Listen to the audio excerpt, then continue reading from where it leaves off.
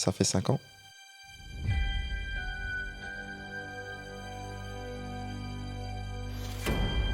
Est-ce que LPDS peut apporter des choses? Énormément. Deux personnes totalement différentes et complémentaires en même temps. LPDS, ça m'a apporté beaucoup.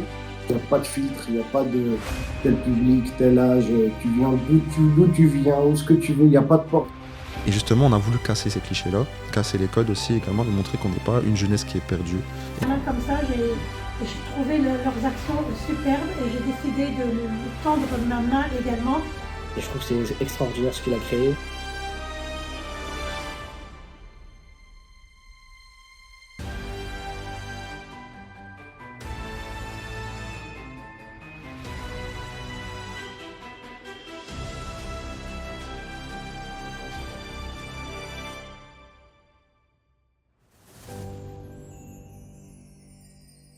Salut Nordine. Salut à toi. Salut Abdel. Salut, Yamsi. Alors avant qu'on commence, présentez-vous. Donc, du coup, je me présente, Abdel, 30 ans, marié, père de famille, de 2 adorables enfants, Aymen et Jenna. Je vous aime les enfants. Papa va rentrer très rapidement, Inch'Allah. Et profession éducateur spécialisé, Okay. président de l'association Autant la main, coprésident de l'association Le pouvoir d'un sourire, entrepreneur. Voilà, là je fais le petit speech. Ouais, tranquille. Petit discours motivation. Ouais, voilà. Voilà. Ok, moi du coup c'est Nordine, j'ai 26 ans. Du coup je suis président et fondateur de l'association Pour un sourire, mais également du coup coprésident de l'association Dans la main. À côté de ça, dans la vie professionnelle, je suis animateur. Donc toujours dans le social. Voilà tout. Je pense que c'était plutôt pas mal. Pas mal, déjà. Sportif depuis récemment. T'étais des fois là, ça. Voilà, je verrai ça. Mais voilà, en soi, on est. Ouais. Et du coup, on est là aujourd'hui pour parler de pourquoi avoir créé le pouvoir d'un sourire. 5 ans après. 5 ans d'émotion, hein. 5 ans de projet, 5 ans de réalisation. Et voilà, c'est le moment de marquer le coup, on va dire ça, de laisser une trace de tout ce qu'on a pu faire. Voilà. Toi, 5 ans là, ça te fait quoi? Bah, ça passe vite. Ça passe hyper vite et puis on apprend tellement de choses. Et aujourd'hui, on va tout balancer. Non, mais c'est important. Tu veux laisser une trace, il faut On dire. va dire les choses. Faut On dire dit les termes. Faut parler français. Les coulisses du monde associatif. Voilà. On va commencer par ce qui définit même la base de vos deux associations respectives, c'est l'apport des rencontres. Qu'est-ce que l'associatif, hein, pas que cette association, mais l'associatif de manière générale, vous a apporté personnellement? Je commence. Non, vas-y, ouvre le bal. Moi, ça remonte à pratiquement 10 ans que je suis dans le monde associatif. J'ai commencé quand j'étais mineur, j'avais 17 ans à l'époque, dans une association qui s'appelle OPPOA, donc le Mouvement Solidaire à la Jeunesse, qui avait pour but de faire différentes actions, d'entreprendre des projets pour les jeunes. À l'époque, j'étais arrivé très récemment dans le Nord, je connaissais pas beaucoup de gens, j'étais pas forcément quelqu'un de très social, très sociable et tout, donc j'étais très casanier, très réservé, voilà, évidemment. Je me suis jamais dit forcément que j'allais faire de l'associatif pour faire de l'associatif. Je ne maîtrisais pas le domaine, j'avais jamais fait de marotte, j'avais jamais fait d'action. J'ai grandi entre guillemets dans la précarité. Je sais que ma mère, quand j'étais petit, on allait au resto du cœur pour prendre quelques denrées, avoir des repas et tout. Donc je pense que j'ai toujours été de près touché à la précarité, mais pas forcément une envie intérieure de devoir aider. Et ça s'est développé en voulant m'aider moi-même, en fait, je pense. Donc j'ai rencontré cet asso, j'ai fait des actions. Au fur et à mesure du temps, j'ai pu rencontrer des personnes, notamment cette personne en face de moi, du coup. Du coup, Abdel, qui est pour le coup une personne que j'ai rencontrée dans cette association. J'aurais pas cru à l'époque être là aujourd'hui autour de cette table avec lui, parce que c'était pas forcément une personne que je voyais proche ou que j'estimais, parce que on avait 2 caractères totalement opposés. Et limite, je le regardais un peu en mode ah ouais, lui, il se prend pas pour n'importe qui, quoi, tu vois. Et au fur et à mesure du temps, il a créé son asso, j'ai voulu faire des actions à ses côtés, j'ai découvert un peu plus de sa personnalité et j'ai vu que c'était une carapace en soi. À l'heure actuelle, maintenant, on a ouvert notre propre asso à 2 et au final, ne jamais se fier aux apparences, j'ai envie de dire. Comme quoi les opposés s'attirent. Les opposés s'attirent et coup de cœur amical et fraternel, je dirais même. Le côté positif, du coup, c'est cette personne qui est en face de moi, du coup. Voilà. Merci pour les éloges. Et toi, merci pour les fleurs. Je les prends. Écoute, moi, j'ai découvert le monde associatif il y a aussi à peu près 10 ans. Du coup, avec OPPOA, on parle pas en agi, fondé par Saher. Big up à toi, Saher, d'ailleurs. Oh, big up. Et puis ça m'est tombé dessus par hasard, dans le sens où moi c'est une amie qui m'a dit un bonjour, viens on se voit un dimanche. Je lui ai dit ok, pourquoi pas. Je suis parti. Mais toi, tu comptais la voir ou tu comptais faire de l'associatif? Non, je comptais la voir. En fait, tu vois, en fait, à chaque fois, pour être transparent, à chaque fois, c'était en mode, bah vas-y, il faudrait qu'on s'attrape, tu vois. Je fais, ouais. Et j'avais pas forcément le temps le dimanche, et puis elle non plus. Et un jour, elle me dit, bah tu sais quoi, je suis sur l'île, viens, on s'attrape. Ouais, c'était une activité de base Ouais, voilà, tu t'attendais pas à Ouais, tomber voilà, dans... tu vois. Donc je pars, tac. Et puis je la vois loin, je vois tout un groupe. Plein de jeunes et tout ça. Je dis, ouais, c'est une embuscade, il y a un bail là. Tu vois, un guet-apens. Et bref, elle me fait, ouh, je dis, ah, quel bail. Et de là, il me dit, bah écoute, tu sais, voilà, en fait, on fait une maraude. Je ne savais pas ce que c'était une maraude. Et puis de là, j'ai compris qu'il y avait pas mal de sacs. Il fallait chacun prendre, que chacun prenne un sac et puis distribuer ce qu'il y avait dedans. Et j'avais tout de suite kiffé carrément, je l'avais zappé, elle. Je l'avais zappé et puis tout de suite, je dis, moi, je vais intégrer cette association, etc. Du coup, ouais, j'ai fait de très bonnes rencontres. Et puis par la suite, j'ai pu créer mon association On tend la main Et donc, avec Rokia. Pourquoi alors être parti de cet assaut-là et avoir créé ton assaut? Tu trouvais pas quelque chose là-bas que tu voulais faire toi Ouais, en fait, moi, c'était le temps. Tu vois, il y avait le temps. J'avais pas forcément le temps d'être présent aux actions proposées par OPPO.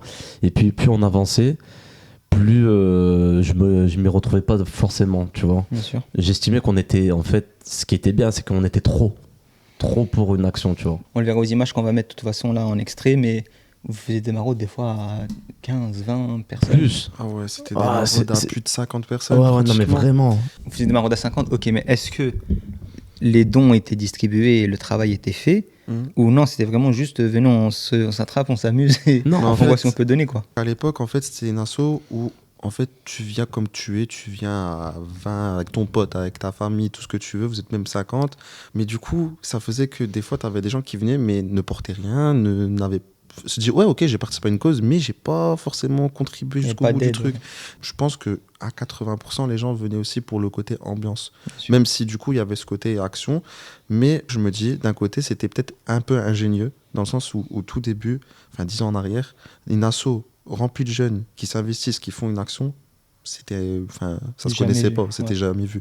Et je pense que c'était ingénieux de profiter d'un côté en mode se dire, on fait une bonne action, mais on attire les gens à travers de la musique, etc. En fait, c'était l'utile à l'agréable. Voilà. Je pense que, pour le coup, c'est un truc qu'on peut pas retirer à Saher et qu'on peut pas retirer au PPA. C'est l'asso qui, je pense, qui a permis, dans la métropole lilloise en tout cas, de motiver d'autres assos à naître et faire en sorte que ce soit des jeunes qui créent une asso et qui gèrent des actions. Et on oublie souvent qu'au PPA, c'est l'asso précurseur. Ouais. Après, bien évidemment, on n'est pas les premiers assos à avoir fait des maraudes, parce que la solidarité, il y en a plein, tu vois. Mais en termes de asso jeunesse, le pouvoir d'un sourire en tend la main et au PPA, du coup, on est les 3 assos en soi qui sont venus par la suite, qui ont fait l'une des premières assos à avoir fait des trucs jeunesse. Après, d'autres associations qui ont été créées derrière. Mesdames et messieurs, bonjour. Je me présente, Saher Meri. Aujourd'hui, j'ai 41 ans. On prend de l'âge petit à petit autour de ces belles années d'expérience et on est très content. Voilà. Actuellement, je suis entrepreneur et explorateur en inspiration. Mon truc à moi, c'est le voyage, la formation. Et aujourd'hui, je propose des services autour de l'éducation, du développement personnel, le sport, ainsi que la dimension entrepreneuriale. Et je suis anciennement fondateur et président du mouvement solidaire à la jeunesse OPPOA, On ne parle pas, on agit. Ça incite les jeunes et les moins jeunes à parler peu et à tendre vers l'action positive et constructive dans le but de développer la volonté d'entreprendre. Donc l'idée, c'était via ma petite expérience en tant que technicien en éducation spécialisée, en tant que jeune roubaisien, je me suis rendu compte qu'au fur et à mesure, on manquait de compétences et de connaissances autour de l'entrepreneuriat. Je me suis dit, avec toutes ces belles compétences que j'ai pu développer grâce à l'expérience, je me suis dit, il faut créer quelque chose pour nos petits frères et nos petites sœurs. Nordine et Abdel, donc c'est des jeunes qui ont été sensibilisés et qui ont été touchés par les actions qui étaient mises en place par nos jeunes à l'époque. Et je les ai rencontrés dans des maraudes, tout simplement.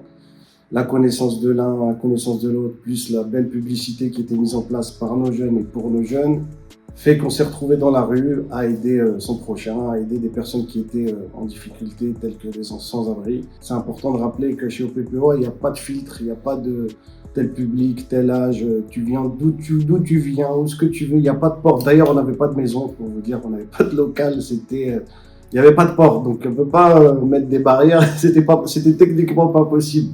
Et donc on s'est rencontrés via nos actions, notamment avec les fameuses maraudes solidaires.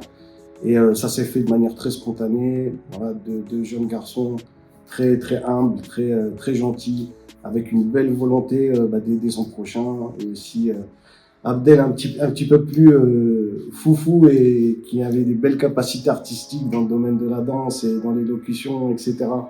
Et Nordine, au début, était très, très, très introverti. Hein. C'est vrai que la première fois qu'on a rencontré le petit frère, franchement, on en rigole aujourd'hui. Hein. Il y a eu une transformation, il est passé aujourd'hui à Sangoku, voire Vegeta.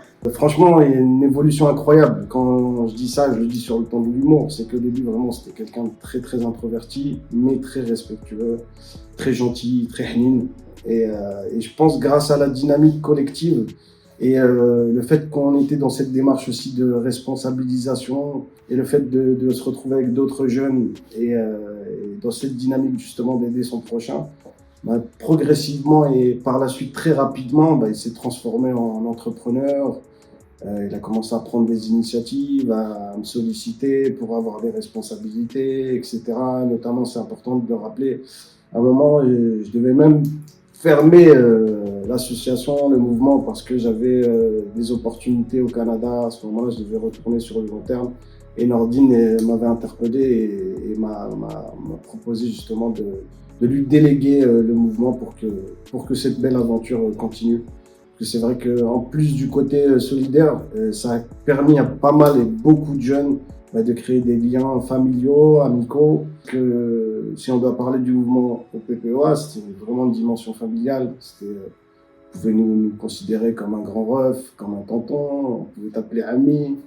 Mon ref, ma ref, petit ref, petite ref, donc on était vraiment dans cette dimension et d'entraide, que ce soit dans la vie associative, professionnelle ou même personnelle, on essayait de s'entraider, peu importe les difficultés qu'on pouvait rencontrer, et toujours dans la joie et la bonne humeur. Ok, vous avez fait OPPOA, vous avez testé, vous avez vu, comme l'a dit Abdel, après tu es parti en temps la main, donc j'imagine que tu l'as suivi. C'est ça. Mais à partir de là, pourquoi du coup on crée LPDS? Donc en temps la main, on comprend qu'il y a un truc il nous manquait des choses, donc on crée la chose. Mais maintenant, toi, vu que tu étais avec Abdel et que vous étiez assez déjà fusionnel, tu vois, pourquoi être reparti sur une création d'une autre encore association? En soi, pourquoi avoir créé le pouvoir d'un sourire? Tout simplement parce que du coup, comme tu l'as si bien dit, j'étais aux côtés d'Abdel chez Entend la main. Puis on a une période que je pense qu'on connaît tous ici, qui s'appelle le Covid-19. Oui, le Covid-19 qui a chamboulé un peu toutes nos vies. À la même période, du coup, OPPOA, qui était une asso dans laquelle j'étais super bien, parce qu'en soi, j'étais responsable là-bas, je gérais les maraudes, les actions, a dû se mettre en suspens. Parce que le fondateur du coup Saher a dû retourner au Canada. Donc on a pris la décision de mettre en pause cet asso, sauf que moi ça me convenait pas, dans le sens où j'avais besoin de ce côté associatif, j'avais besoin d'être présent pour les gens dans le besoin, et ça m'a amené à me poser beaucoup de questions à ce que je voulais faire, ce que je voulais développer. Du coup je me suis dit en fait pourquoi pas se lancer en soi, pourquoi ne pas avoir continué uniquement avec Entend la main, c'est que je voulais ce côté humanitaire mais à l'étranger. Ce n'était pas dans les les objectifs de Entend la main à l'époque. À l'époque, Entend la main, c'était beaucoup centré sur les maraudes et je voulais aller beaucoup plus loin. Et de base, le point d'un sourire ne devait pas être une asso. Ça devait être une branche qui devait se compléter en Entend la main.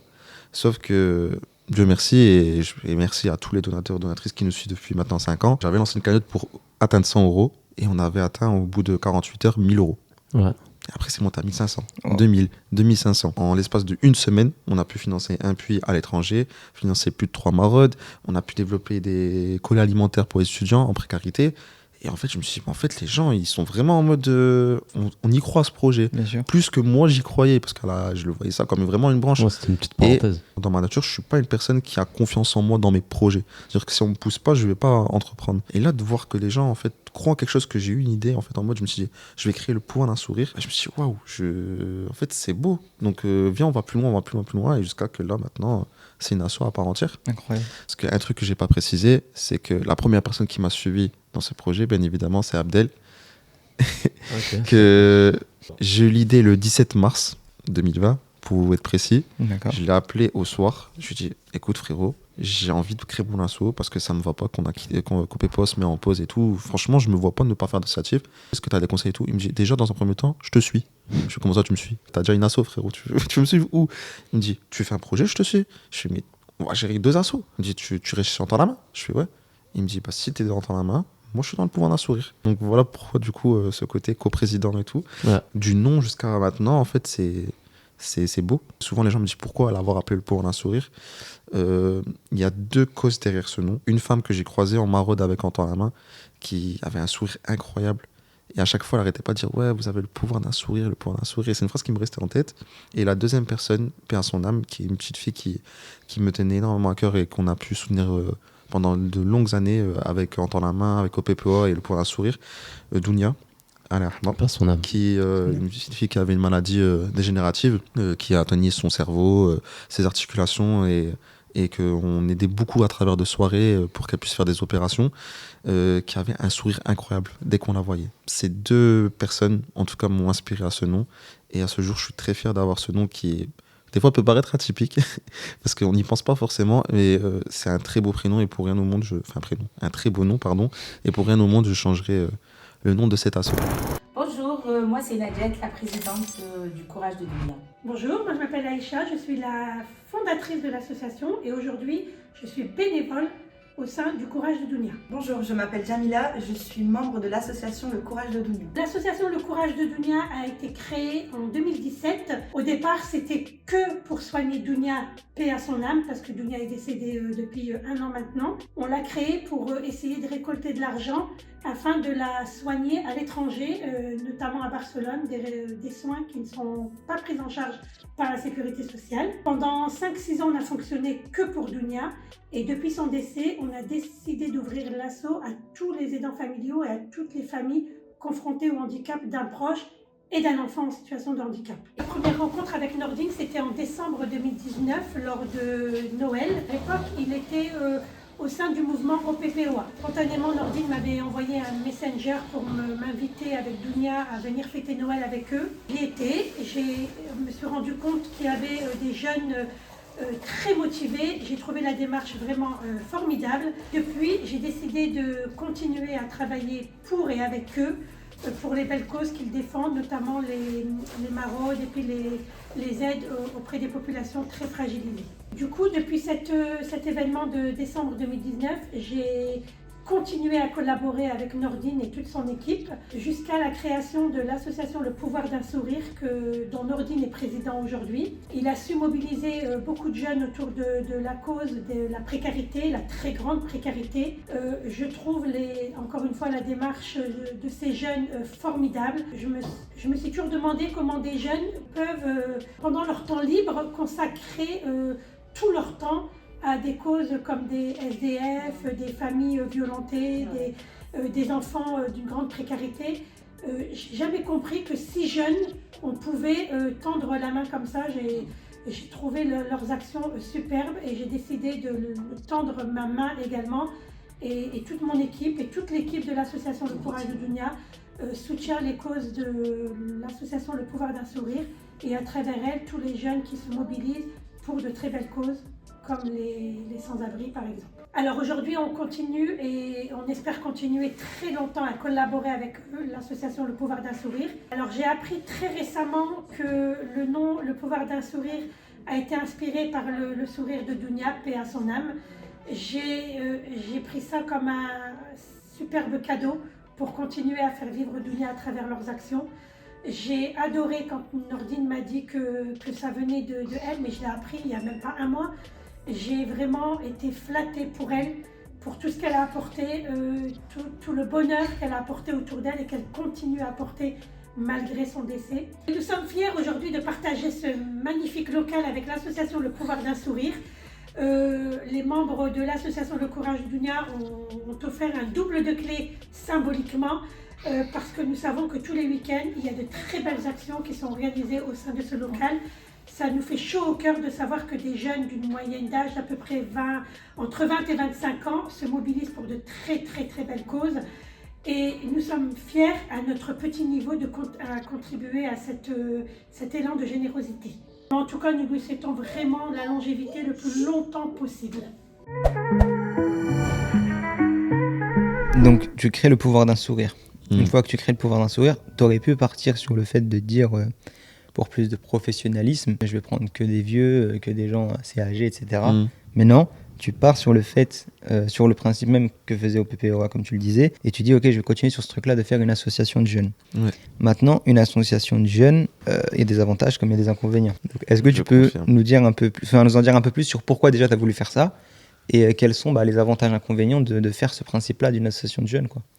Je me voyais pas en fait, déjà pour être honnête, me dire à l'époque j'avais 20 ans, me dire moi du haut de mes 20 ans, devoir gérer des personnes qui ont 30, 40, etc. Déjà c'était le premier truc qui faisait que je ne pensais pas forcément à ça. D'un autre côté aussi, je ne me voyais pas forcément mettre de limite d'âge. Il n'y a jamais eu de limite d'âge chez le PDS. Ouais, c'est une asso qui est ouverte à tous. Donc demain, quelqu'un de 40, 50, 60 ans même veut s'inscrire, est possible. Avec plaisir. Quoi. Après, je pense qu'à travers les réseaux, parce qu'on est beaucoup présent sur les réseaux, on voit des jeunes, peut-être que les plus anciens se disent en fait, c'est une asso de jeunes. C'est peut-être justement, c'est encore l'apparence des réseaux sociaux. Mais de base, le pouvoir d'un sourire est une asso ouverte à tous. Parce qu'on touche tous les publics. C'est sûr que ça me tenait à cœur d'avoir des jeunes dans un premier temps. Pourquoi ? Parce que généralement, on a beaucoup de clichés. Ouais. Surtout, pour le coup, on vient de Roubaix. La ville de Roubaix, c'est une ville qui est très critiquée sur les réseaux. C'est la ville la plus pauvre de France. C'est la ville avec de la racaille. Je pense que j'ai pas besoin de vous faire la liste de tous les clichés qui existent sur les jeunes. Et justement, on a voulu casser ces clichés-là, casser les codes aussi également, démontrer qu'on n'est pas une jeunesse qui est perdue et que oui, il y a du mal, il y a du mauvais partout. Mais en fait, il y a des gens qui veulent entreprendre, qui veulent montrer que oui, on est capable de faire des choses. Voilà pourquoi j'ai beaucoup voulu en fait mettre en avant la jeunesse à travers les réseaux. Et je trouve que c'est important à travers la société dans laquelle on vit, de montrer qu'on n'est pas une jeunesse perdue et qu'on peut faire des belles choses. Maintenant, est-ce que vous n'avez pas le problème quand c'est des jeunes, ou même des moins jeunes, je pense que ça c'est un peu pour tout le monde, de se dire, ok, l'associatif, moi j'y vais hors de mon temps de travail, j'y suis genre le samedi ou le dimanche ou le mercredi, enfin peu importe, donc je suis pas au travail. Donc du coup, est-ce qu'il n'y a pas ce truc-là de dire, ouais, on est plus une bande de potes que des collègues qui sont censés bosser sur un projet. Tu touches un point hyper important. Parce qu'une asso, ça reste quand même comme une entreprise. C'est du management, c'est gérer une équipe, c'est gérer les émotions de chacun, les personnalités de chacun. Surtout que toi-même, tu gères un groupe de jeunes alors qu'ils ont le même âge que toi. Bien sûr. Donc c'est hyper compliqué. Et au tout début, on n'en prenait pas conscience avec Abdel, je pense, parce que en soi, on voyait plus le côté associatif, humain. On se dit, les gens, ils viennent pour une bonne cause, donc à aucun moment, ils vont nous mettre des bâtons dans les roues. Que dire? Au final, au bout de... La première année, je pense que ça allait. La deuxième année, en toute transparence, ce qui est un peu navrant, c'est que c'est généralement des gens de ton entourage qui commencent dans un premier temps à te décevoir parce que tu crées ton projet avec des gens en qui tu as énormément confiance, pensant que du coup, tu peux leur confier un peu les clés de ta maison parce qu'une asso, c'est comme si tu confiais ton enfant, tu vois. Et au fur et à mesure, ils prennent une aisance dans ce projet où ils se disent c'est tout, c'est pas grave, c'est un week-end tranquille, on va rigoler à ce moment-là, on va profiter et tout. Et ils oublient un peu le côté associatif. Et le côté divertissement, il prend trop de place. Et au début, ils ne s'en rendent pas compte, mais tu fais la remarque une fois, deux fois. Et c'est vrai que notamment, lors de la deuxième saison de LPDS, troisième saison, on a commencé à avoir des petites problématiques où ça ne prenait pas au sérieux les actions, ça avait un langage pas forcément adapté devant les nécessiteux. Et quand tu leur fais la remarque, justement, vu que c'est tes amis, ne te prennent pas au sérieux, ne comprennent pas l'importance d'un projet. Donc en fait, toi, tu as eu deux problèmes. Tu as eu le problème de, donc, comme disait, asso de jeunes, donc les jeunes entre eux qui se disent, ouais, tranquille, c'est entre nous, c'est pendant les vacances, c'est cool. C'est ça. Et tu as eu le souci de, c'est pas mon patron, c'est mon pote, quoi. Voilà, c'est ça. Okay. Et je pense que ces personnes-là, maintenant, qui eux-mêmes sont développés davantage dans ces projets associatifs aussi, prennent conscience maintenant, à l'heure actuelle, des problématiques qu'on peut rencontrer. Mais on comprend toujours ce genre d'informations quand on le vit, et pas quand c'est l'autre personne qui la vit. Est-ce que c'est ça, et je pense qu'il n'y a pas que ça, qui fait que, du coup, les assos de jeunes, elles sont moins prises au sérieux par les personnes plus âgées que les associations qui sont... En soi, moi, je pense pas que c'est ce côté-là. Justement, c'est pour ça que j'en parle, parce que les gens pensent souvent, quand tu dis asso, ils se disent, ils viennent en fait parce que dans les maraudes, voilà, il y a telle fille, il y a tel garçon, ça va discuter et tout. C'est généralement ce qui fait que, voilà. C'est pour ça que là, je viens au fait que non, il y a d'autres problématiques qui se rencontrent au niveau de l'associatif. Mais c'est vrai que dans l'esprit des gens, à travers les réseaux, oui, moi, je veux pas venir dans une maraude, je vois pas l'intérêt parce qu'en fait, ils viennent pour se pécho entre eux. Après, il y a ça dans certains assos où c'est pas cadré. Mais moi, je pars du principe que... Non, en fait, ça, c'est important de souligner aussi par rapport à LPDS. C'est que toi, tu as fait ce choix et tu fais ce choix de toujours faire attention à ce qui est ça n'en vienne pas à ça. Oui, voilà. Donc, tu essayes de des fois séparer les... Je pense pas que ça n'en vienne pas à ça. Tu pourras jamais limiter à 100%. Ouais, voilà, il a ce truc en tête et donc il essaie de limiter. Là où d'autres assos, elles se disent quoi? Elles se disent, bon, moi...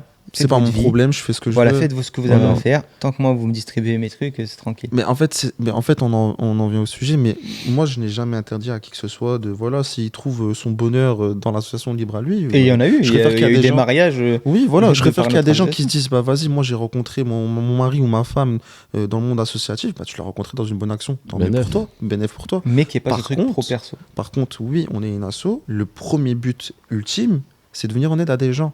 Moi, quand je veux que les gens viennent dans l'association, c'est d'apporter leur bonne humeur, leur joie de vivre au nécessiteux, pas à la bénévole qui est à côté, quoi. Ça, c'est un plus. Parce on a eu ce truc parce que du coup, bah, pour ceux qui ne savent pas, tu fais des groupes WhatsApp où tu envoies les actions, les gens votent, etc. Ouais. Ce truc de regarder, de dire, ah, un tel il vient, ou alors même un tel il vient pas, bah vas-y, bah c'est tout, moi je viens pas. Et ça, du coup, mentalement, ça peut être très épuisant parce que tu dois faire attention à qui va être avec qui, etc. Tu essaies de limiter un peu les échanges. Tu essaies aussi de faire en sorte que les anciens se retrouvent avec des nouveaux pour que les nouveaux ne se sentent pas mis à l'écart. Bien sûr. Et c'est ça qui a fait, je pense, un peu la magie de LPDS dans le sens où les gens se sont toujours sentis bien accueillis. Ouais, t'as toujours fait en sorte d'homogénéiser les groupes. Honnêtement, on a régulièrement, sur une semaine, on peut avoir 3, 4, 5 personnes qui intègrent l'association. Même sur les collabs avec OTLM, je me rappelle bien que sur les actions, on était les deux assos ensemble. Tu faisais toujours en sorte de dire, ok, donc il faut qu'il y ait 2 bénévoles de là, 2 bénévoles de là, ensemble dans le même truc. Soit pas d'un côté LPDS et de l'autre côté LM. Ouais, voilà. Je pars du principe que l'associatif, c'est pas fait pour tout le monde. Si tu n'as pas le truc de se dire, ok, je vais être structuré dans mon action, je vais pas aller dans tous les sens et tout, tu n'arriveras pas à prendre au sérieux cette association. Il y a des gens à contrario, je pense à des bénévoles que j'ai actuellement, qui sont venus un peu comme moi au début, sans savoir dans quoi ils s'engageaient. En mode, je connais pas les marottes, je connais pas ci, mais ils ont un comportement qui était quand même assez posé. Et à l'heure actuelle, ils sont passés vraiment au top du top. C'est-à-dire que maintenant, tu les vois au monde associatif, tu te dis, on dirait qu'ils ont fait ça toute leur vie. Comme par exemple Mehdi, comme Caïs, qui sont des bénévoles qui sont très investis à l'heure actuelle dans l'association. Au tout début, je pense que tu mises pas une seconde sur le fait qu'ils vont rester plusieurs années ou plusieurs mois dans l'asso. Et je pense qu'ils vont prendre en responsabilité. Et là, en responsabilité, en maturité. T'en as un qui est devenu du coup référent du pôle Marotte, t'as l'autre qui a fait un voyage humanitaire à mes côtés et qui était super. J'ai rien à dire. Alors qu'au tout début, c'est limite, on se disait, est-ce qu'il va vraiment être à fond dans le projet et tout. Et on a des surprises. Donc c'est un double tranchant. En fait, là où il y a des problèmes, on a des solutions derrière. Exactement. Ça. En fait, on n'est pas là pour taper du doigt ou virer les gens. En fait, on n'est pas en entreprise. Par contre, si on part du principe que ça peut avoir des conséquences sur l'image de l'association, et c'est ce que j'ai toujours voulu faire comprendre aux bénévoles, l'image qu'on véhicule sur les réseaux, qu'on véhicule auprès des nécessiteux, elle est hyper importante. C'est ce qui permet justement que l'asso puisse être pérennisée sur le temps. Et je pense qu'on a toujours fait en sorte que le point d'un sourire, globalement, ait une bonne image. Et je veux que les gens qui font partie des PDS ont cette image naturellement, en fait, que ça fait quand tu vois l'asso, tu dis, ah ouais, c'est la bonne asso. Voilà. Je m'appelle Cyrine, j'ai 23 ans et je gère le pôle distribution. Ça m'a beaucoup apporté en termes de rencontres, parce qu'à l'heure actuelle, j'ai pu rencontrer les personnes qui partagent encore ma vie dans l'associatif. Professionnellement, j'ai pu acquérir de l'expérience dans l'associatif. J'ai pu personnellement m'épanouir dans un premier temps et aussi beaucoup plus m'ouvrir aux gens. Est-ce que tu peux nous dire ce que tu penses de Abdel et Nono en tant que gérant au sein d'une asso ?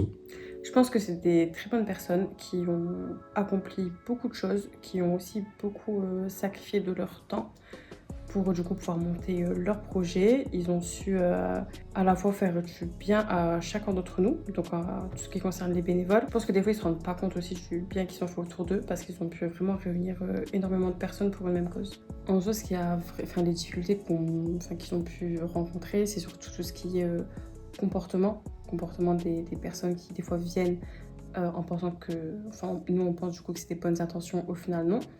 Donc ils ont dû gérer ça. Il y a aussi tout ce qui est divergence d'opinion, parce qu'en fait on sait réunir des personnes qui ne se connaissent pas, donc forcément des fois il y a des conflits qui se créent, donc en soi ils gèrent tout le temps de l'humain et des fois c'est pas forcément facile. Après il y a toutes les histoires personnelles, parce que forcément il y en a qui créent des liens, donc ils vont facilement confier leur vie, donc eux aussi ils doivent gérer ça. Donc en soi ils gèrent tout le temps de l'humain au quotidien, et après mentalement c'est pas facile parce qu'ils ont aussi leur vie perso à côté. Et voilà. D'un point de vue du coup extérieur à l'asso, j'ai pu voir la croissance d'LPDS et je pense qu'elle a parcouru un très long chemin, qu'elle a beaucoup évolué. Elle est passée de tout ce qui était projet voyage humanitaire, du coup par rapport à tout ce qui était cagnotte, à vraiment maraude, distribution étudiante, aussi pour les enfants. En tout cas, vraiment une grande évolution. En termes d'équipe, pareil, ça a évolué. Elle a connu des difficultés, mais elle a toujours su se relever. Et je pense que LPDS doit encore accomplir de grandes choses. Je souhaite à LPDS une très longue vie et qu'elle se développe comme elle a su le faire ces 5 dernières années. Mais du coup, là où c'est pas perçu pareil aussi, c'est quand on a des associations comme LPDS ou OTLM, hein, qui sont des assos qui essayent pas de se démarquer, mais qui essayent de se dissocier, comme tu disais, de l'État, des aides, de cette grosse structuration un peu business qu'ont les associations maintenant. Et donc, du coup, est-ce que vous avez senti, vous, ce truc-là de les gens ont plus facile de donner à des assos, pas besoin de citer des noms, c'est pas la peine, à des associations qui ont des noms et qui sont connues, etc., et ont plus de mal quand ça va avec des associations comme vous, vous êtes un peu solo, vous faites votre truc, vous demandez pas... Moi, je pense pas. Moi, je pense pas non plus, je dirais la même chose. Parce que je te parle à titre personnel, j'ai plus de facilité à faire un don à une association du style LPDS où on tend la main qu'une ONG. Mais est-ce que c'est pas parce que tu es dedans? Non, rien à voir, parce que c'est des personnes qui sont sur le terrain. C'est terre à terre, c'est des personnes comme nous. T'as capté, c'est des personnes que tu croises à Eurotéléport, tu croises par-ci par-là. Et puis même la transparence. Quand tu fais un don, tu peux faire des dons en main propre. Une ONG, c'est des virements. Des paiements mensuels. C'est des paiements mensuels. Une entité, c'est quoi. des bails de RIB. T'as capté, déjà, moi ça me refroidit, je te mens pas. Tu vois, vous allez me prélever comme un abonnement. Non, une association comme LPDS. C'est plus authentique. Et écoutez, voilà, on propose ces actions-là et tout ça, on a besoin on fait un autofinancement. Chaque don compte. Donc c'est pas à partir de, tu peux dire, bah, là, même 20 centimes, frérot, envoie. Et on te les prend. Il y a aussi un truc à prendre en compte. On en revient à la ville de Roubaix. C'est qu'on dit généralement que c'est la ville la plus pauvre de France, mais c'est la ville la plus solidaire et la plus généreuse au prix des causes comme celle-ci. C'est-à-dire que moi, j'ai pu le voir, et je pense que même toi aussi, à plusieurs reprises, on a fait des actions comme notamment au quartier du Pile, etc. C'est un quartier qui est précaire, et c'est ces personnes-là qui donnent le plus lors des actions. C'est-à-dire, limite, on fait une action pour eux, et ils vont vouloir te donner en échange. Ceux qui ont le moins donnent le plus, c'est vrai, quoi. Et en fait, c'est ça qui est beau. Généralement, c'est déjà arrivé que des fois sur certaines actions, on peut être en galère et tout, c'est normal, parce que les gens ne peuvent pas tout le temps donner. Mais généralement, toutes nos actions ont toujours été financées grâce aux donateurs, grâce aux réseaux sociaux, et grâce au soutien de la ville, des Roubaisiens et de la métropole, bien sûr, parce qu'il n'y a pas que les Roubaisiens, Villeneuve d'Ascq, Quattrelot, toutes les villes qui sont aux alentours. Le plus récent, en date, le gala de charité. LPDS Event et LPDS Gala première édition. Généralement, on n'a que des bons retours depuis, et c'était il y a 2 semaines. Les gens me disent, du coup, avec le PIC, ça a dû aider et tout, franchement, à faire le truc. On n'a pas fait de subvention, on n'a pas fait de demande. Quoi, vous n'avez pas fait de demande de PIC et vous avez fait tout ça? Vous avez pris ça, machine à truc, percolateur, truc, décoration, etc., artistes. Ouais, c'est nos bénévoles qui ont permis de faire tout ça. Parce que les bénévoles démarchent beaucoup, grâce à la com et tout, et on a fait un projet de cette taille-là, 2 événements le même jour, totalement financés grâce au soutien de nos donateurs, de nos bénévoles et de leur démarchage. Bien évidemment, si on peut avoir, on crache pas. Bien sûr. Parce que ça permettrait peut-être d'avoir un local à notre nom et tout ce qui suit. Tout ça pour dire que quand on est une asso qui démarre ou qu'on est un jeune qui veut faire des bonnes actions, tout est possible. Ouais. Quand on veut, on peut. C'est ce que j'essaie de faire comprendre. Et comme quoi, même 5 ans après, même si on est dans la débrouille, et je pense que c'est ce qui fait la magie des LPDS, parce que c'est toujours la débrouille et l'improvisation, et on arrive à faire des bêtes de trucs. Et c'est beau en soi. Mais est-ce que vous avez senti, vous, à votre échelle et avec les associations des alentours, de la concurrence? Déjà, savoir ce que c'est la concurrence. La concurrence, c'est pour moi de nuire volontairement à une entreprise. Donc du coup, à une association, pour moi, après c'est ma définition. Donc je pense qu'il y a de la concurrence, mais qui n'est pas dite ouvertement. Ou peut-être c'est involontaire, tu vois. Moi, je pense qu'il y a pas mal de personnes, il y a pas mal d'assos qui s'inspirent. Beaucoup s'inspirent d'LPDS, on tend la main. Au départ, c'est sain. Tu vois, tu te dis, c'est cool. Tu vois, c'est un peu le but premier, tu vois, c'est de passer le flambeau. Sauf que par la suite, t'as l'impression que les assos, ils veulent tellement trop en faire. Et limite, pour que je sois exposé et sous la lumière, tu sais quoi, je vais faire comme il fait. Mais en même temps que lui. T'as capté? Ouais. Donc là, ça devient malsain. Et là, c'est une forme de concurrence, tu vois. Et je pense que, tu vois, il y a des associations qui sont là pour te mettre des bâtons dans les roues. Et là, du coup, ça devient malsain et c'est une forme de concurrence, tu vois. Je sais pas s'ils en prennent conscience. Quand tu crées des groupes WhatsApp avec toutes les associations, toutes, en tout cas les plus grosses associations de la métropole, pour annoncer tes programmes et au final Ça chevauche pas. Ouais, pour que ça se chevauche pas et au final tu te rends compte lors de ton action que certaines assos sont présentes en même temps que toi et au même endroit que toi. Tu te poses des questions, tu vois. Après tu sais que je suis pas dans cette paranoïa en mode oui attends il y a de la concurrence nanani nanana, mais je pense que on défend tous la même cause donc logiquement on devrait fonctionner ensemble, marcher ensemble, tu vois, et sans se mettre des bâtons dans les roues. Ouais. Tu vois. C'est un petit message, c'est pas méchant. Et si on travaillait ensemble? Comme je pense il y a 2-3 ans, on avait fait une kermesse à Douai, à Oisier précisément. On avait lié 3 associations, notamment dont LPC et LPDS.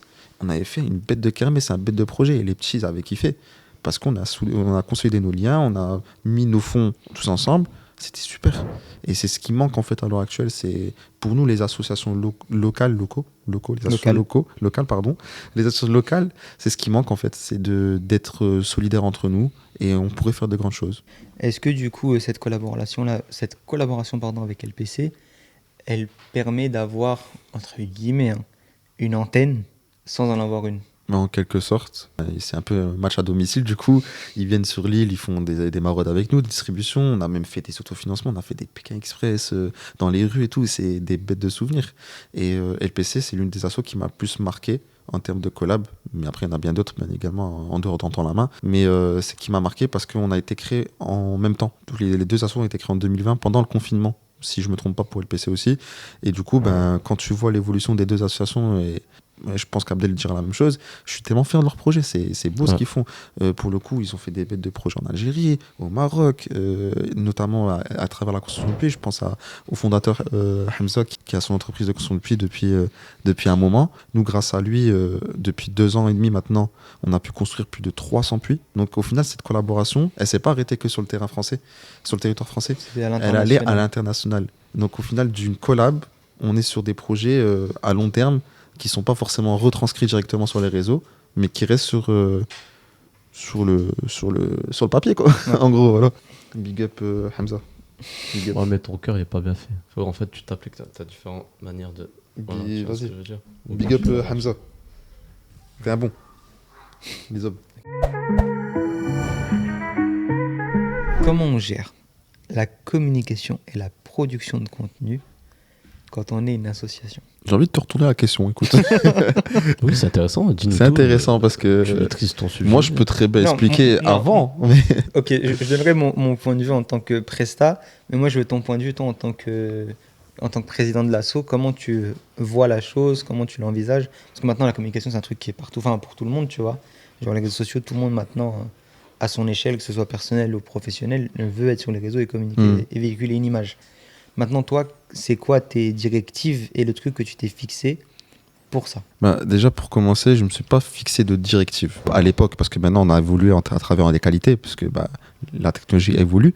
Mais à l'époque, je dis ça comme si ça datait de 15 ans, mais il y a 5 ans en arrière, on n'avait pas forcément les mêmes technologies. À l'époque, en tout cas, à travers les vidéos qu'on véhiculait sur les réseaux, je voulais que ça fasse un peu comme un repas de famille le dimanche, quand tu filmes le repas, etc. En fait, en toute transparence. C'est-à-dire qu'on faisait beaucoup de directs, on faisait beaucoup de vidéos Snap. Et là, jouer un peu notre duo à Yamine et moi, en fait, Abdel, c'est quelqu'un de très naturel. Je pense que ça se voit. Ouais. C'est quelqu'un, à travers ses vidéos, il va certes abuser dans l'humour, etc., mais dans sa manière d'être, c'est du naturel. Et en fait, on est un duo qui se complète, dans le sens où moi, je vais être un peu la prise de caméra, je filme le moment, et lui, il va retranscrire l'action en elle-même à travers de la bonne humeur. Et c'est ça, je pense, qui a permis aux gens de créer une communauté assez vite et d'évoluer autour de ça au niveau des PDS et d'avoir une hype par rapport à ça. Mais on est d'accord que vous avez les mêmes besoins qu'une entreprise, parce que pour TLM, c'est pareil. Vous avez besoin d'une charte graphique, vous avez besoin de logo, tu vois ce que je veux dire? Le logo au début, je pense que je te mettrai une image. Le logo au début, c'était un interrupteur. Un interrupteur, tu vois le logo de l'interrupteur de la prise. Je ne sais pas comment j'ai eu cette idée. Ça veut dire que, Dieu t'avais merci, le sourire avec en le soi. temps, j'ai évolué, hein, je me suis amélioré. À l'époque, je me suis dit, bah, le pouvoir d'un sourire, le logo d'un truc en fait, Power, au final, ouais. avec un sourire Et dedans. ça fait un sourire. Ouais. Il est horrible. Le logo est horrible. Mais en vrai, quand tu vois de quoi on est parti, ça veut dire d'un logo Canva un peu fait à la va-vite et tout. Et maintenant, ben, un logo qui a été fait par une de nos bénévoles, qui est Sana, un big up à elle d'ailleurs, ben, il est super. Il y a eu 3 logos qui a évolué dans l'avenir des PDS. Il y a eu ce logo-là. Après, c'était un demi-globe. Après, maintenant, c'est passé à une sphère entière et tout. Enfin, en fait, ça retranscrit très bien la qualité de nos productions au fur et à mesure du temps. C'est-à-dire que, comme je t'expliquais, au début, c'était des vidéos un peu faites à la va-vite, mais quand même qualitatives parce qu'on montrait le contenu des actions et c'était beaucoup de vidéos Snap. Et j'ai appris au fur et à mesure à prendre du contenu. Donc, à prendre des vidéos sur YouTube, à faire des petits vlogs, à faire des petits réels aussi. À l'époque, il n'y avait pas encore TikTok, forcément. Ça s'est développé au bout de la 2021-2022 où j'ai vraiment commencé à faire des TikTok. Et là, maintenant, ben, je ne dirais pas que je suis un professionnel, mais ça m'a créé une passion au niveau des montages vidéo. C'est un pro. Non, honnêtement, c'est un pro. Du coup, avant que tu aies des bénévoles qui font de la prestation dans ce genre de domaine et que toi-même tu t'y intéresses, est-ce que tu as vu et tu as ressenti qu'il y avait une diff entre, comme on le disait tout à l'heure, les associations subventionnées, les ONG, les grosses structures, et vous qui faisiez tout à la main? Est-ce que vous avez ressenti qu'auprès des gens, au niveau de l'impact, il y avait un truc de se dire une association où le logo il est un peu comme ça, je sais pas, bancal? Pas du Non, tout. je trouve pas. Donc ça joue pas vraiment? Ça joue pas vraiment parce que je pense que les gens, avant tout, dans une asso, ils cherchent à voir en fait où La va leur transparence, argent, ok. la transparence. Et c'est pour ça que c'est bien de le dire. C'est que oui, maintenant, on essaie de s'appliquer dans les réels, à travers les trends TikTok et Mais à tout, la parce base, que c'est pas de l'image, quoi. on sait que c'est ce qui attire les gens à regarder ce qu'on fait. Bien Mais sûr. justement, on en vient à l'objectif final, c'est qu'on veut que les gens, à la fin, quand ils vont sur notre page, ils disent ah, il y a un lien pour faire un don. Ah, bah en fait, ils font ça comme action. C'est-à-dire que moi, quand je vais donner 10 €, ça va permettre d'acheter tel colis alimentaire, ça va permettre de nourrir tel orphelin, ça va permettre d'acheter tel soin en Palestine, parce qu'on Donc, intervient beaucoup en fait, Palestine. le visuel, c'est juste pour que la personne se dise ah tiens, c'est quoi Exactement. ça? C'est Parce que c'est un peu comme quand tu rentres dans un magasin. Ouais. C'est l'esthétique qui t'attire. Ouais. Donc, bien évidemment, avec le temps, quand tu as des outils, tu as du matériel et que tu as des bénévoles comme toi, par exemple, du coup, qui est dans le domaine de la vidéo et qui est vidéaste, bah, tu nous permets d'apporter des outils qui permettent d'améliorer en tout cas notre confort et notre professionnalisme en termes de vidéo. Ouais, je vois ce que tu veux Tu vois, toi-même, le premier, tu m'as appris pas mal de choses dans le montage que je ne maîtrisais pas avant.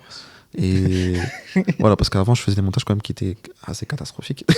Mais du Encore coup, maintenant. Il fallait avec le le faire temps, aussi de ces montages. avec le temps, tu vois, Exactement. Ah il y a des choses que maintenant, c'est vrai que si tu vas sur la chaîne YouTube, tu vois des trucs, tu fais ah ouais. Donc des fois, ben, c'est bien d'oser. Un mal pour un bien. C'est un mal pour un bien. Mais heureusement que tu es arrivé pour un peu remettre un peu de l'ordre. Et maintenant, toi-même, tu as pu former d'autres bénévoles. Je pense notamment à Kaina, maintenant, qui est notre chargé de com à tes côtés. Nassima. Bilal, Nassima. Ouais. Notamment des bénévoles qui sont assez à l'aise en vidéo. Notamment Kaïs, qui est souvent un peu la vitrine de l'association à travers les réseaux sociaux. Tous ces bénévoles qui, en fait, racontent un peu ce qu'on fait dans une journée et qui attirent les gens à regarder nos vidéos. Et c'est un peu notre relève. Parce qu'à l'époque, c'était beaucoup Abdel qui faisait vidéo, qui était le Mister Snapchat de l'assaut, quoi. Ça y est, je fais plus partie du game. Allez, Lexé.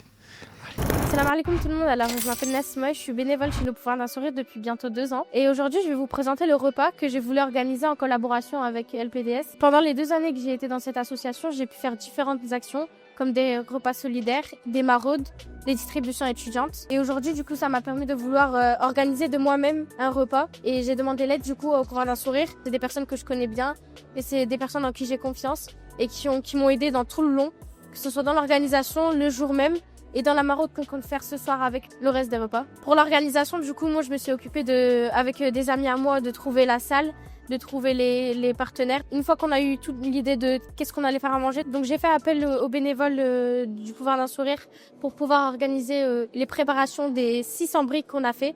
On en a fait même plus que 600. Et les bénévoles ont aussi intervenu aujourd'hui. Du coup, on en a eu une vingtaine qui sont venus aujourd'hui nous aider pour les préparations, pour aller distribuer, pour ramasser les tables, tout ça, pour mettre les tables. Du coup, mon but ce soir dans ce repas, c'était de reproduire le même schéma qu'elle PDS fait à ses actions. Donc, je me présente, je m'appelle Bilal. Donc, je suis chez Le Pouvoir d'un Sourire donc, depuis septembre 2024. J'ai intégré le pôle gestion, franchement, en si peu de temps, en même pas 1 an, rejoindre le groupe de la gestion, c'est vraiment avoir une confiance. Et c'est ce qui me fait vraiment chaud au cœur. Donc ça me donne encore plus envie de m'investir dans l'association, de proposer des idées. Moi, je sais que ma famille, ma mère et mon frère, ils sont fiers de moi. Donc ça me fait encore plus plaisir d'être dans une association et aider les personnes dans le besoin. Déjà, ça peut permettre dans mes études de développer mes compétences, car je suis en BUTTC, donc c'est technique de commercialisation, donc on peut voir la communication donc dans le pôle com, pardon. Donc franchement, ça me permet d'évoluer dans les deux situations. Donc ce que j'apprends en cours, mais ce que j'apprends aussi grâce aux autres bénévoles qui connaissent plus que moi. Franchement, l'association Le Pouvoir d'un Sourire, c'est vraiment une association incroyable. Par rapport au président, donc Nono, durant 3 ans, il s'est occupé tout seul de la gestion et franchement, je suis choqué parce que franchement, c'est beaucoup de travail. Il a délégué le travail à des bénévoles, donc chacun gère un pôle. Et franchement, il peut se souffler, il peut... Donc même s'il laisse des pôles à des bénévoles et qu'il y a des difficultés, il est là, il est présent pour des rebondissements. Donc on a pu avoir dans des actions. Donc franchement, il peut être fier de lui, et même les bénévoles, ils peuvent être fiers de eux. Et surtout, un merci aux bénévoles qui ne sont pas dans le pôle de gestion, car sans eux, on ne pourrait pas faire d'action. Donc franchement, un grand merci à eux.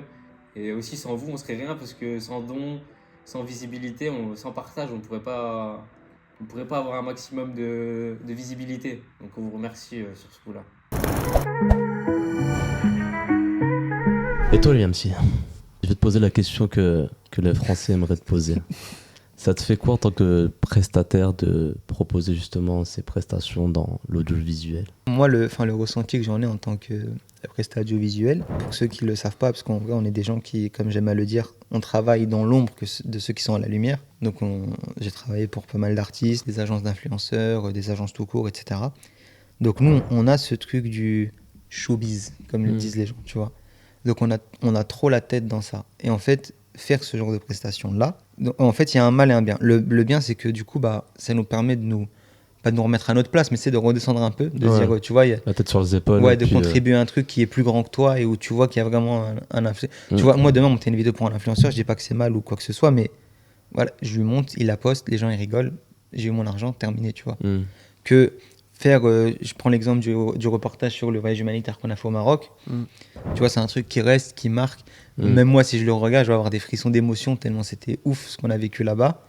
Mais c'est pas la même finalité que de faire un contenu pour faire un contenu et que le truc soit posté et on n'en parle plus. Donc on a ce truc-là. Maintenant, le problème qu'on a, et je sais pas s'il y a d'autres prestataires aussi qui le ressentent, ils le diront en commentaire si c'est le cas, mais on a ce truc de se dire, comme je filme, ou comme je photographie, ou comme je fais les visuels, ou comme je fais le montage, je suis pas en action. Peut-être je contribue pas comme je devrais contribuer. Ouais. Tu vois, quand tu es là et tu filmes, je sais pas moi, 5 bénévoles qui portent des cartons hyper lourds pour préparer la maraude qu'on va mettre en place. Et toi, tu portes pas. Et toi, tu filmes et tu portes pas, tu te dis, est-ce que je suis vraiment en train de contribuer tu vois, à l'associatif ? Et ce truc-là, en fait, tu as cette émotion-là, et c'est rattrapé par le fait que quand tu rends la vidéo, les gens disent, c'est fou, on revit l'action, machin. Mais tu as toujours ce truc de te dire, je participe pas comme les autres. Et du coup, de dire que c'est un peu de la triche. Mais c'est ce que j'allais te dire justement, parce que je peux pas te laisser dire qu'en gros tu ne contribues pas, parce que peut-être tu ne contribues pas de la manière que tu penses de porter un colis, etc. Mais dans ce cas-là, c'est-à-dire que Abdel et moi, on forcément, à travers nos directives, quand je dis directives, c'est pas donner des ordres, mais notre position de gérer des actions, etc. Dans ce cas-là, on pourrait dire la même chose, on pourrait dire on contribue pas. Pourtant, on a chacun notre manière différente de contribuer. Et le but de cette vidéo aujourd'hui, c'est de retracer en fait tout ce qu'on a pu mettre en place pendant 5 ans, et j'espère qu'on fera encore d'autres années ensemble, Inch'Allah. C'est le but, mais c'est les souvenirs qui sont gravés. Et toi, tu permets de graver ces souvenirs-là. C'est-à-dire que quand tu es venu à Casablanca avec nous, tu as gravé les souvenirs de ces orphelins. Quand tu as fait des vlogs à travers les Barber Street, à travers les distributions étudiantes, à travers les maraudes, tu graves ces souvenirs-là. C'est-à-dire qu'on peut maintenant, grâce à toi, et grâce à des bénévoles qui ont fait des vidéos, etc., remonter l'histoire d'LPDS. Dire qu'en 2021, on a fait ça, 2020, on a fait ça, 2022, ainsi de suite. Et on peut que te remercier sur ça. Parce que, à la rigueur, moi, j'aurais pu filmer quelques vidéos, mais un peu tremblantes, où tu reconnais même pas un peu les visages, ça aurait été pixelisé. Là, parce que t'es là et là, et tu peux voir. Voilà, là, on a un truc qualitatif. Et ça, on peut que te remercier vis-à-vis de ça.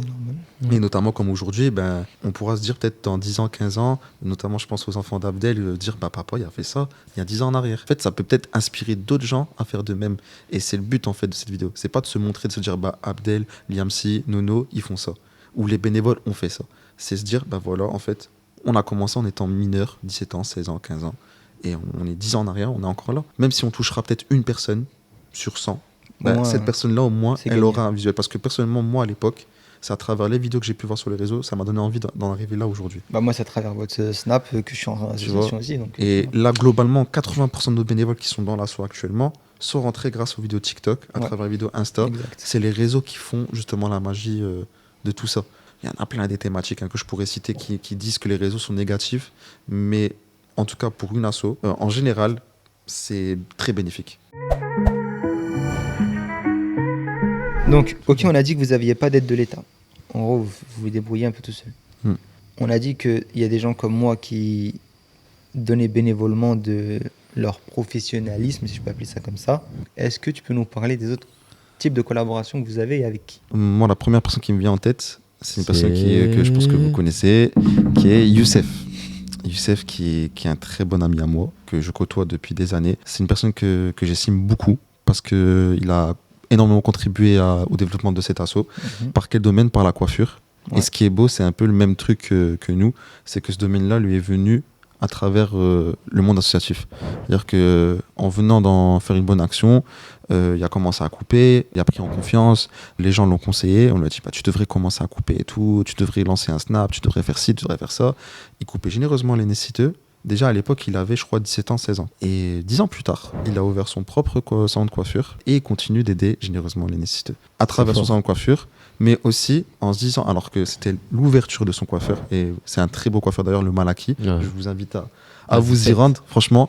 À travers son salon de coiffure, il n'a pas hésité une seconde à fermer son coiffure pendant 2 heures, 3 heures, alors qu'il pourrait se dire, vas-y, c'est le moment de se faire de l'argent, pour venir un dimanche après-midi à Lille couper gratuitement des nécessiteux.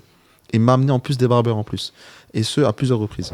Et ça, je connais très peu de personnes dans le domaine de l'entrepreneuriat, etc. En mode qui aurait ce geste-là d'avoir ce geste onéreux. Et ça, c'est un truc... généreux, pardon. Et ça, c'est un truc qui me marque et qui montre que justement, il a très bon cœur. Merci, Youssef. Merci à toi, Youssef, ça fait longtemps. Comme tu as pu voir, ça fait 5 ans que l'asso existe. Félicitations, merci, ça fait plaisir. Et pour moi, tu fais partie des gens qui ont beaucoup contribué à cet asso. À travers des actions, etc. J'ai commencé les actions caritatives en 2018 avec OPPOA à l'époque. Et comment j'ai connu les maraudes, les actions humanitaires, je me baladais à Lille et j'ai vu une action de barbeur.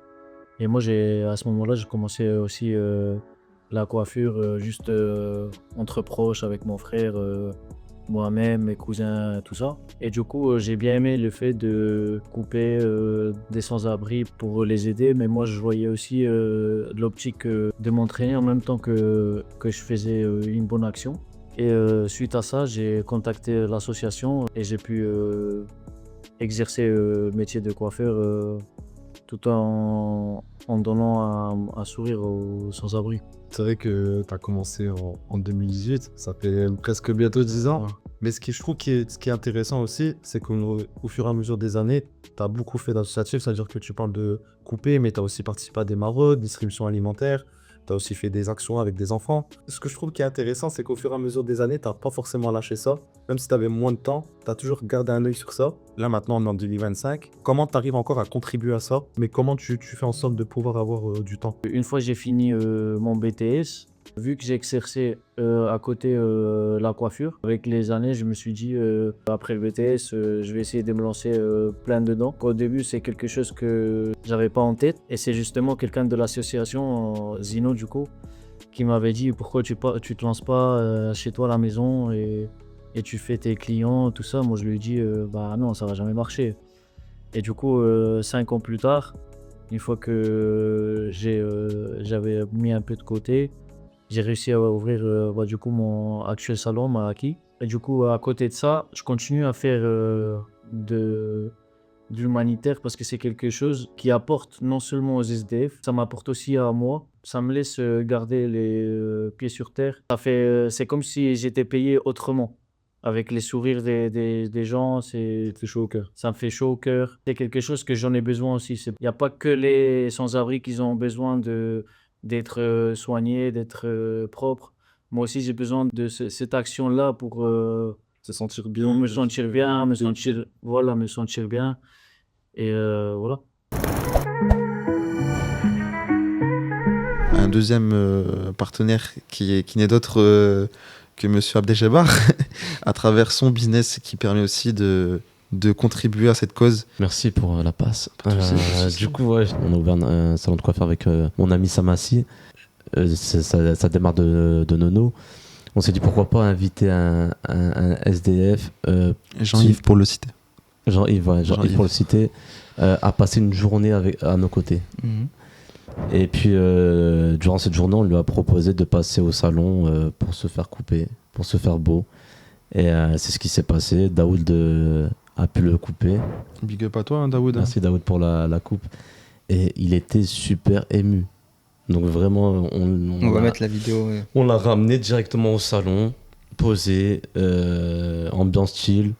Et puis voilà, il s'est fait couper. Et ça lui a fait plaisir. Juste après ça, il y a eu des achats qui ont été faits. En fait, c'était vraiment une journée complète. Donc n'hésitez pas, on va mettre le lien là juste en dessus pub et allez-y faire un tour. Donc merci à tous ces prestataires. Et puis voilà, c'est cool. Je pense que c'est la moindre des choses de proposer ce genre de prestations. C'est la magie de l'associatif. Ouais, c'est la magie des contacts. Donc ça, c'est les collabs à l'échelle nationale. Mais il me semble que vous avez aussi une collab assez importante à l'échelle internationale. En partenaire. Est-ce que tu peux nous en parler? Ah oui, bien sûr. En plus, comment l'oublier, notre cher Didi, c'est ça? Ouais. Hello la famille, j'espère que vous allez super bien. Moi, c'est Didi, Irega, le président de l'association Radam Togo. Radam Togo est une association humanitaire venant en aide aux enfants orphelins et démunis, ainsi que pour un développement durable. Radam Togo s'est mis en collaboration avec l'association Le Pouvoir d'un Sourire en 2022. De ce jour jusque-là, nous avons notamment réalisé plusieurs projets, à savoir la construction d'une mosquée, la construction des puits, la plantation des arbres fruitiers, la distribution des colis alimentaires aux enfants démunis et orphelins ainsi que aux populations démunies. Et nous avons aussi eu la chance d'accueillir 2 fois de suite l'association Le Pouvoir d'un Sourire qui ont effectué 2 voyages humanitaires au Togo en vue d'aider les orphelins. Nous tenons à remercier son président ainsi que tout le staff de l'association Le Pouvoir d'un Sourire. Merci pour tout ce que vous faites pour la population la plus démunie en Afrique et partout dans le monde entier.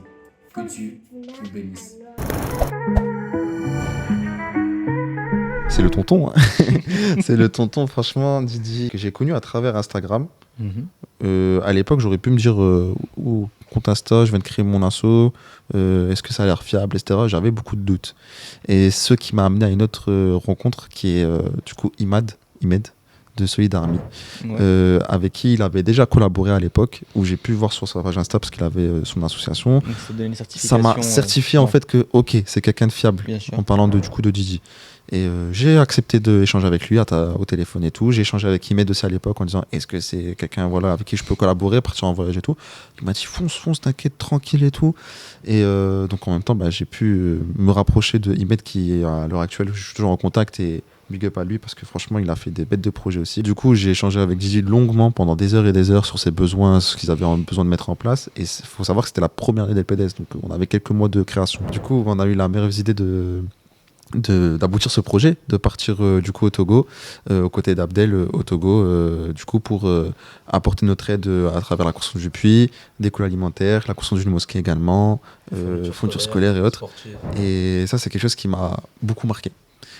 Parce que du coup, commencer par un projet aussi fort et par un pays qui n'est pas forcément le premier à quel tu penses quand tu crées ton asso.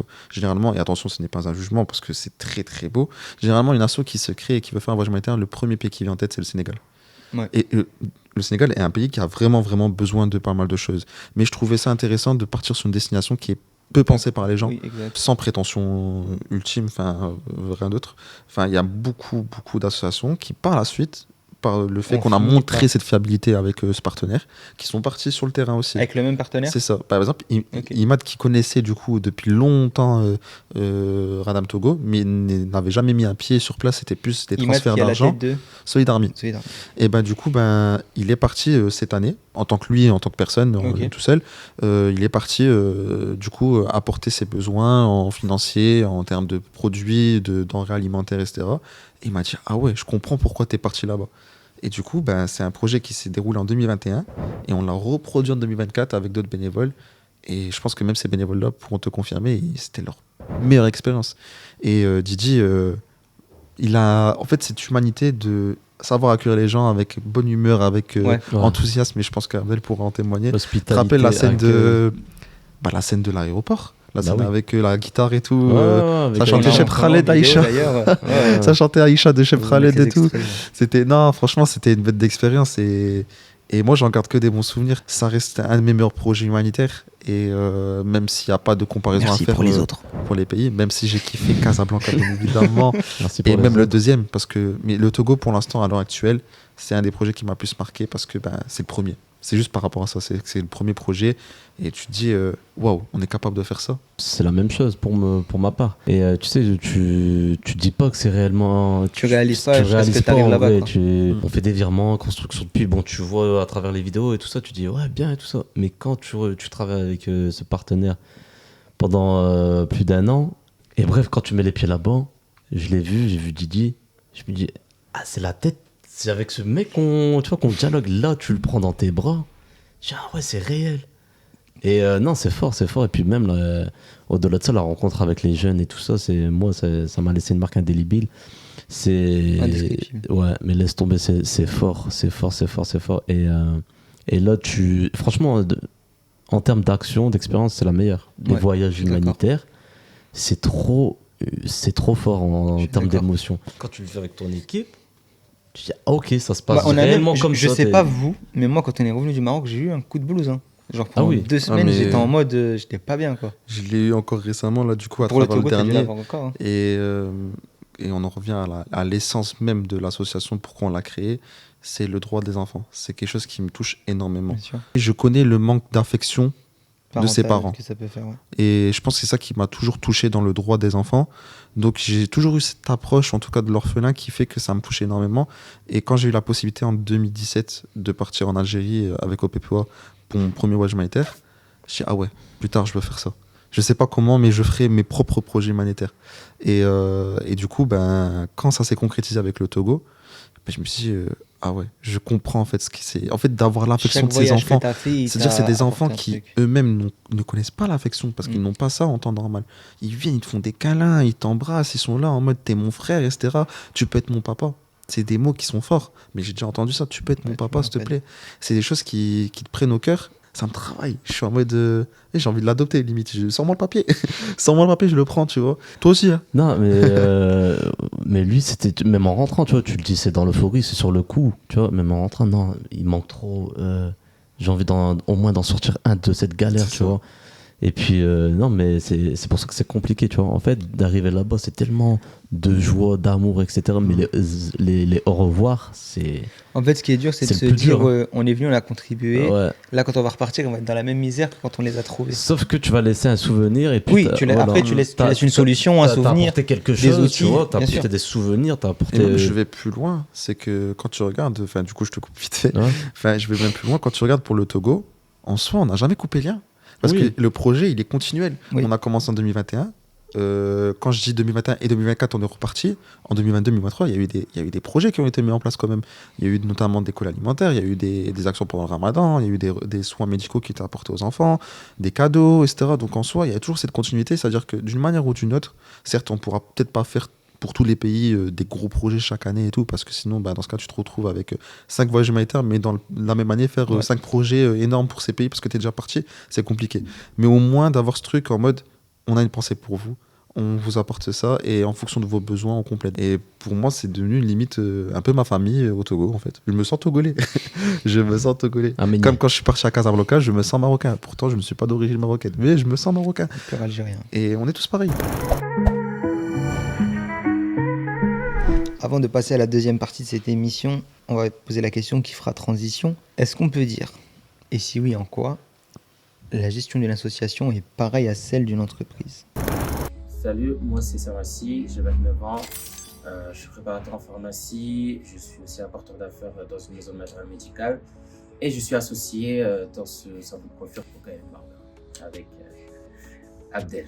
Y a-t-il une différence entre Yamin, le gérant de Barber, en tant que barbeur, et Yamin que tu connais en tant que gérant d'une association? Je trouve pas tellement qu'il y ait de différence parce que en fait, que ce soit une association à but caritatif ou une société comme KM Barber, il faut savoir gérer, manager l'équipe, être présent derrière sur tout ce qui va être accès à la comptabilité. Et ça, Abdel, il a toujours eu ses qualités pour gérer une équipe. Il a toujours pu le faire aussi bien dans son travail, parce qu'il faut savoir que lui, il a toujours été dans le social. Franchement, je pense que vous l'avez pu voir, mais dans les maraudes, dans les projets, c'est toujours quelqu'un qui est avenant, qui ramène de la joie, de la bonne humeur, du sourire. Et ça, c'est une qualité aussi qui ramène au barbeur, quand il voit les clients ou même avec l'équipe. Donc non, je trouve pas qu'il y ait une différence entre Abdel au KLM et Abdel en temps la main. Alors, il faut savoir que Yamin, au tout début, il a créé son association en 2014, il me semble, en temps la main. Au tout début, c'est vrai qu'on était assez sceptiques, enfin, nous, ses amis, tout ça, parce que c'est quelqu'un qui est dans l'humain, sur ça, il n'y a pas de souci. Mais tout ce qui est administration, gérer tout ça, c'est d'une... Ouais.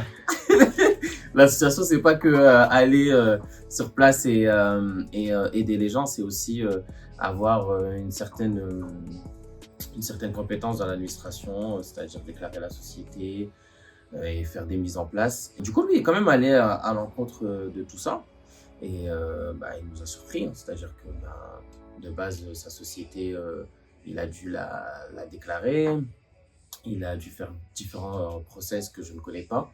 Mais voilà, on a vu qu'à la finalité, son association était déclarée et il a pu recruter une équipe assez rapidement et mettre en place des actions. Et ça, c'est vraiment honorable de sa part parce qu'il est allé là où on ne l'y attendait pas forcément. Donc là, avec tout ce que vous m'avez dit, je prends conscience qu'en fait, gérer une asso, c'est comme gérer une entreprise au final. En quelque sorte, hein. En quelque sorte, ça amène un peu à l'identique. Tu pars du principe que tu crées ton asso, t'as je sais pas combien de casquettes sur toi. Au début, tu les gères tout seul. Après, bon, moi j'ai la chance d'avoir du coup Abdel à mes côtés, donc du coup, on se partage les casquettes à deux. Et après, au fur et à mesure, tu fais confiance à des gens, tu constitues ton équipe. Et oui, en soi, c'est comme une entreprise. Moi, pour le coup, j'ai créé mon entreprise, KLM Barber, un salon de coiffure. Il y a moyen de mettre les réseaux, quoi. Juste pour en profiter. Juste là, et en vrai, quand tu checkes bien, c'est même plus compliqué, je trouve, de gérer une association qu'une entreprise. Okay. Tu sais que déjà, dans une entreprise, sur cette relation avec tes salariés, etc., c'est compliqué. Ouais. Mais il y a ce truc de patron-salarié. Voilà, tu vois, ces statuts de manager, de donner des consignes, des instructions, etc., c'est compliqué. Sauf que dans une asso, tu as des personnes qui viennent bénévolement. Au final, ils n'ont pas de fiche de paie ni rien. Non. Donc finalement, c'est un engagement en vrai, mais il n'y a rien qui est noté, il n'y a rien qui fait qu'ils sont dans l'obligation de tenir sur leur engagement, tu vois. Et donc, non, c'est plus compliqué. Souvent, c'est les autofinancements où les bénévoles viennent le moins. Tout à fait. Parce que c'est le truc un peu chiant où tu dois aller voir les gens. D'autres aiment bien, hein, mais t'en as qui ont un peu de mal parce que faut aimer le contact humain. Bien sûr. Et il faut être patient parce que des fois, tu peux te taper des réponses en mode j'en ai rien à faire de ce que tu fais, quoi, tu vois. Nous, on a essayé d'armer en mode vas-y, on fait des défis. Celui qui remporte une enveloppe de 100 € en collecte de fonds, on lui offre un repas, par exemple, ou un truc comme ça. On a essayé de faire des trucs comme ça pour motiver. Bon, des fois, ça fonctionne, des fois, non. Et après, tu dois rechercher encore une autre solution. Et après, oui, il y en a certains, on est beaucoup plus dur dans le sens où, moi, je pars du principe que du bénévolat, c'est un engagement un minimum. C'est-à-dire que quand tu me dis, j'ai envie d'être bénévole dans ton asso, je te demande pas d'être là tous les samedis et tous les dimanches, mais au moins, tu t'engages à être là au moins un week-end ou autre, ou voilà. Et t'en as certains, au bout de 2 actions, plus de son, plus d'image. Et dans ce côté associatif, t'es 2 fois plus humain, parce que t'es dans le milieu associatif, c'est dans le social, donc un minimum d'humanité, c'est la base. Que ce soit, en tout cas pour ma part, dans Dans le milieu du travail, par exemple, je te prends l'exemple du coiffeur, ou bien dans l'association, mon approche est plus ou moins la même. Je vais discuter, je vais d'abord voir si tout va bien pour que soit tu ne viennes pas, soit que tu es tout le temps en retard, etc. Mais à un moment donné, voilà, tu dois prendre des initiatives et de temps en temps, tu dois être radical. Tu n'as pas le choix. Parce que ça peut nuire à ton business ou ça peut nuire à ton association. Je me présente, je m'appelle Zinedine, j'ai 27 ans. J'habite Roubaix depuis petit et j'ai rejoint l'association LPDS depuis 5 ans maintenant, en fait, depuis sa création. Alors, en 5 ans, l'association a énormément évolué. On était moins de 10, je crois, à sa création. Les actions aussi ont beaucoup diversifié parce qu'avant, limite, c'était que des maraudes ou des distributions pour les étudiants. Maintenant, il y a des actions en maison de retraite, il y a des voyages humanitaires, il y a eu le Togo, il y a eu le Maroc. Donc, je suis content de son évolution et c'est incroyable. Moi, je compare souvent, et je sais pas si c'est bien de faire ça, mais je compare souvent une association à une entreprise finalement. Sauf que l'entreprise, t'es payé à faire ça. L'association, t'es pas du tout payé. Hein. Donc, c'est dur mentalement.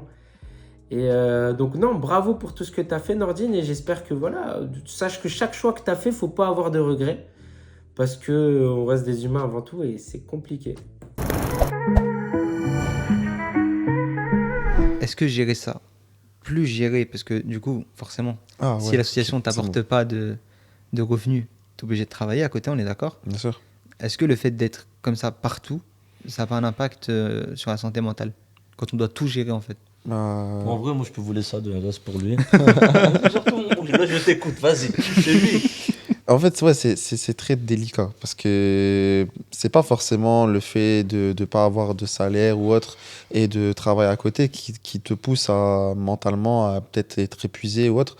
C'est d'accorder extrêmement de temps à développer son projet associatif. Et pour le coup, comme l'avait dit Abdel au début, pour le coup, pour ma part en tout cas, après lui je sais pas, il s'exprimera sur son avis lui aussi, mais pour ma part en tout cas, j'étais sur 2 assos en même temps, voire 3 au début, après 2 assos parce que j'ai toujours voulu rester loyal à l'asso à laquelle qui a permis la création des PDS. Et je suis dans la gestion des 2 assos, donc on gère 2 équipes, 2 fois plus d'actions, 2 fois plus sur le terrain, les autofinancements, trouver des stratagèmes pour faire progresser l'asso, la développer, et 2 fois plus de relations humaines avec des assos qui ont 2 personnalités totalement différentes. Et tu tapes des fois, tu rentres chez toi en fin d'action à 18h, 5, 6, 7, 10 appels, 15 appels. Oui, tu sais que pendant l'action, il y a eu ça. Oui, tu sais qu'il y a eu truc, il y a eu nanani, il y a eu nanana. Et en fait, tu es tellement en train d'absorber les trucs de chacun, le problème de chacun, essayer de vouloir faire en sorte que tout le monde se sente bien, que tu t'oublies toi-même en fait, dans tout ça. En fait, tu vis associatif, tu manges associatif, tu dors associatif.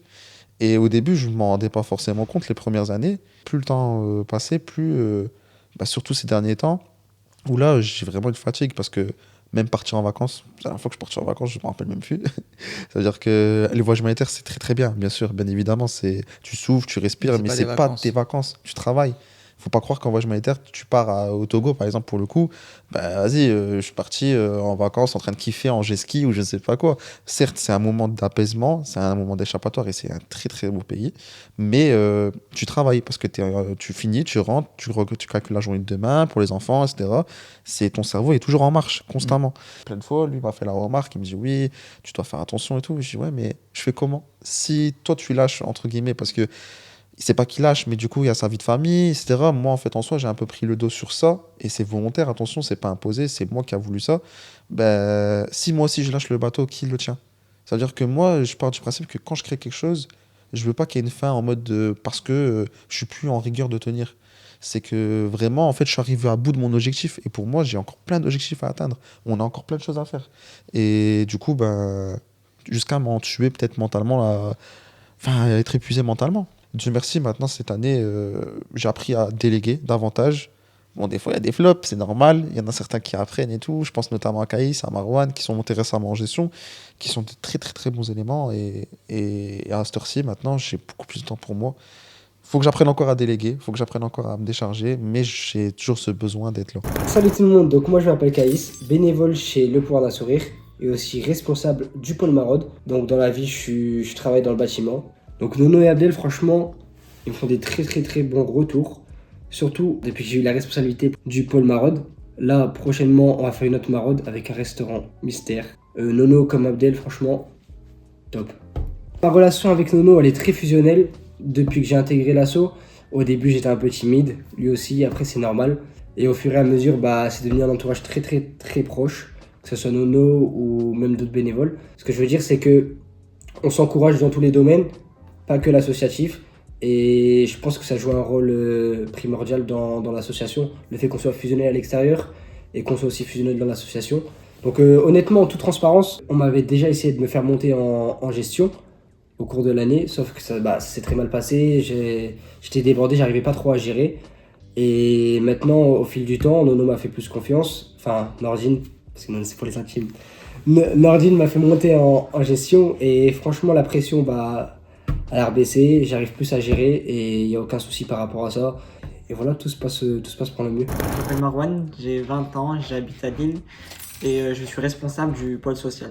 Alors moi, le PDS, ça m'a appris du coup le social, parce que je le connaissais un petit peu mais je m'y intéressais pas pour autant beaucoup. Du coup, vu qu'on allait souvent dans des foyers, etc., ça m'a permis d'échanger avec des éducateurs spécialisés qui m'ont donné envie de faire ce métier, de m'occuper des personnes, soit des personnes handicapées, soit des personnes en foyer, etc. Et du coup, plus tard, j'aimerais bien être éducateur spécialisé et je fais la formation pour. Alors franchement, j'ai aucune pression. Je savais déjà en amont que le président de l'association, Nordine, c'était pas quelqu'un d'autoritaire, de strict, on était bénévoles. Du coup, maintenant, sont responsables du pôle social. Et je parlais déjà avec les référents qui étaient là avant, qui sont référents, on va dire, d'autres pôles. Et franchement, ça s'est toujours bien passé et depuis que je suis là, ça se passe super bien. Et comme je vous l'ai dit précédemment, franchement, c'est quelque chose que j'aime bien. Donc c'est vraiment pas une obligation de ma part, c'est vraiment que du plaisir. Est-ce que toi, Abdel, voir comment ça atteint Nono physiquement et psychologiquement, le fait de comme ça devoir tout gérer, l'associatif, etc., ça t'a pas, entre guillemets, servi de leçon? Et ça t'a pas permis de prendre toi plus de recul du coup sur la situation, parce que tu es gérant d'une association aussi, pardon. Tu l'accompagnes aussi sur la gestion de l'LPDS. Donc est-ce que le voir dans cet état-là, ça t'a pas permis toi de prendre du recul et de faire d'autres choix? Non, mais par contre de le voir comme ça, oui, ça m'a attristé. Et je voulais que lui prenne du recul sur la situation. Et après, moi, c'est la force que j'ai, tu vois, de prendre du recul. Et puis, si je n'arrive pas, je te cache pas que je peux mettre un terme. Tu vois, j'ai plus de facilité quand je sens que j'arrive à un non-retour ou je suis arrivé à un stade où, vas-y, ça m'a cassé. Tu vois, c'est pas une simple fatigue. Si ça m'a cassé mentalement, bien sûr. Non, tu sais quoi, je laisse ça. J'en ai fait déjà assez. Voilà. Si je trouve quelqu'un qui peut déléguer, bénéf, s'il peut pas, je peux mettre en pause. Il y a deux options qui s'offrent à moi, je peux mettre en pause. Là, je n'ai pas le mental pour poursuivre. Et puis même, Nono, c'est quelqu'un qui aime, entre guillemets, la perfection, même si elle n'existe pas. Contrairement à moi, tu vois, je suis très brouillon, je suis très impro, très strict. On lance et on voit ce que ça donne, quoi. Voilà, vas-y, tu sais quoi, je vais rebondir sur le coup, tu vois. Et ça, de temps en temps, ça fonctionne même peut-être mieux que quand t'es très carré sur certaines choses. Et au final, ça a été sa problématique, tu vois. De temps en temps, il était trop sur certaines choses parce qu'il aime que ce soit carré. C'est son asso, c'est notre asso, tu vois, c'est quelque chose que tu as créé. Et puis comme on dit, on aime servir que par soi-même. Donc forcément, ce que lui, il va te faire, c'est pas forcément ce que tes bénévoles feront, même si ils vont s'en donner les moyens, mais pas autant que lui.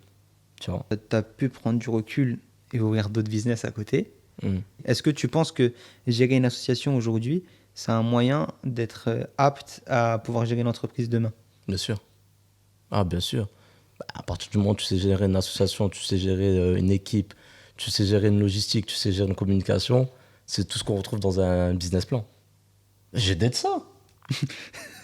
C'était pas mal. Non, mais voilà. Nono, il y a toutes les compétences requises pour ouvrir aujourd'hui une entreprise. Ouais. Ah oui. Moi, c'est Lassana, 26 ans, et on est un bénévole de LPDS depuis les débuts. Franchement, il m'a apporté beaucoup de choses. Faut savoir qu'avant, j'étais très timide.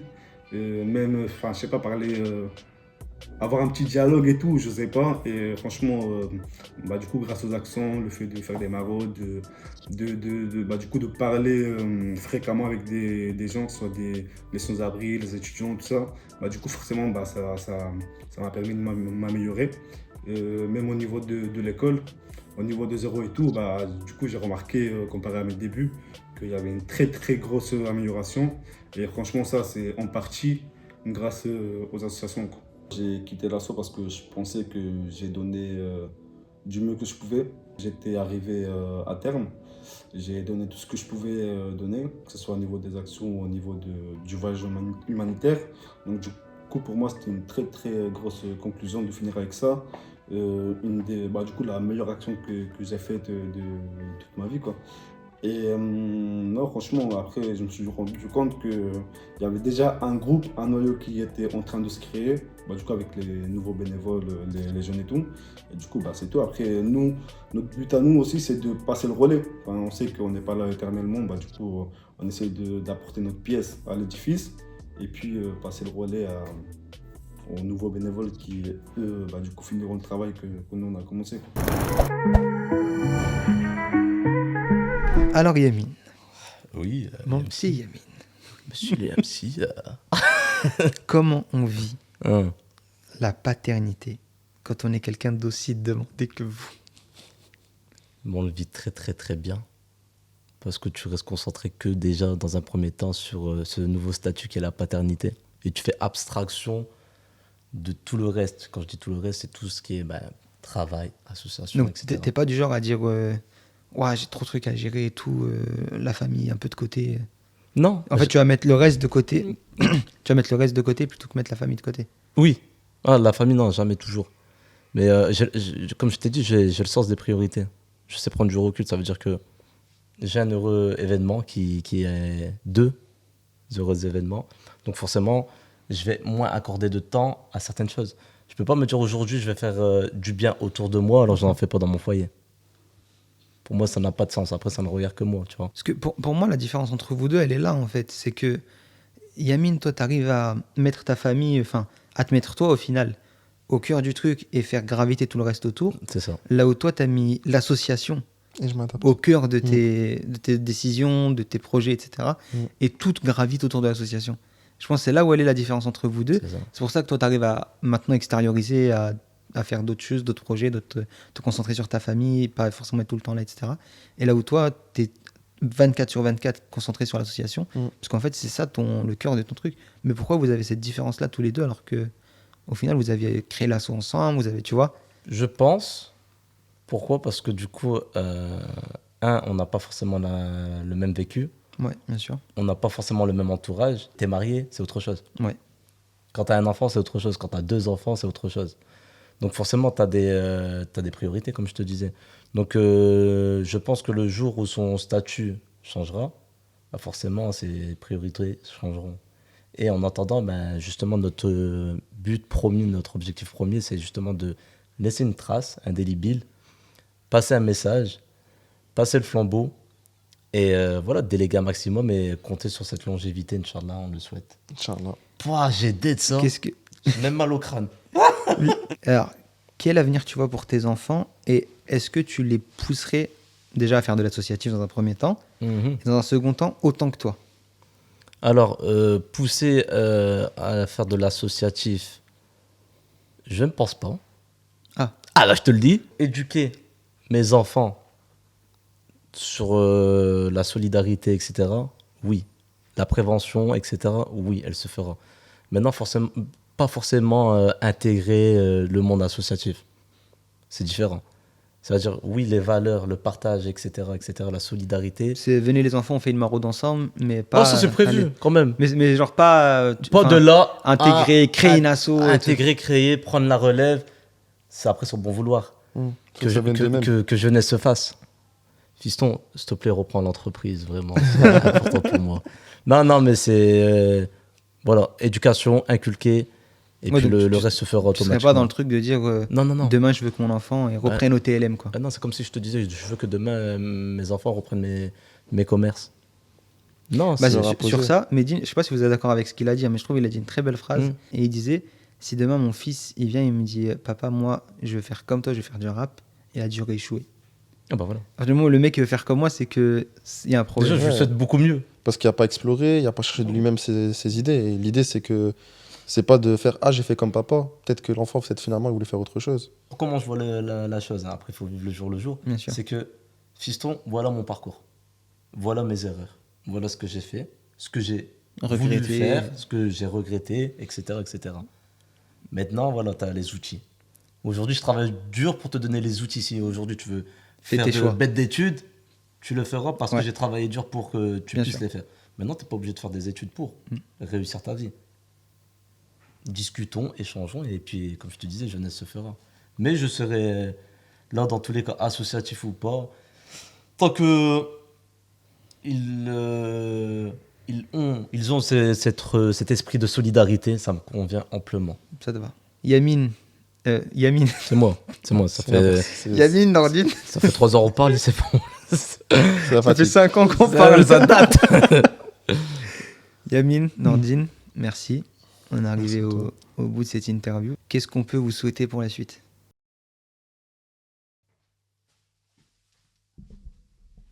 Ah oui, j'avais oublié. C'est pas méchant.